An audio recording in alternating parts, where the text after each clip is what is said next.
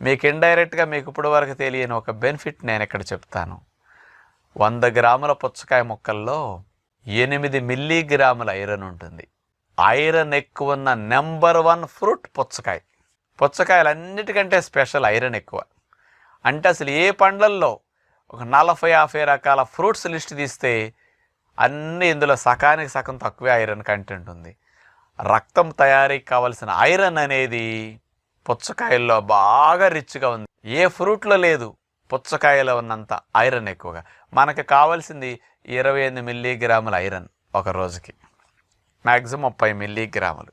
మనం తీసుకునే 400 గ్రాములు 500 గ్రాముల పుచ్చకాయ ముక్కలు అట్లా తిన్నామంటే 400 గ్రాములు వెళ్ళిపోతాయి.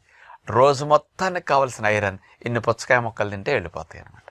అందుకని మీకు బ్లడ్ తగ్గకుండా ఐరన్ కంటెంట్ పుష్కలంగా ఉండాలి. కాబట్టి బ్లడ్ ఉత్పత్తికి బాగా